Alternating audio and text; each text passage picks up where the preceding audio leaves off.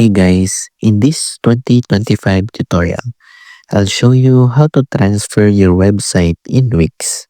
Perfect if you're handling it over to a client, teammate, or new owner. First, log into your Wix dashboard and go to Site Settings.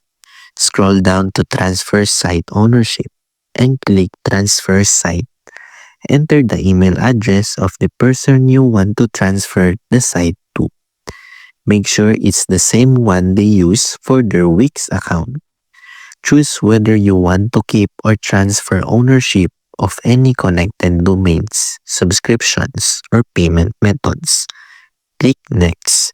Review the details, then hit Send Transfer Invite. The recipient will get an email invitation. Once they accept it, the site ownership officially moves to them. If you change your mind before they accept, you can cancel the transfer anytime. And that's it.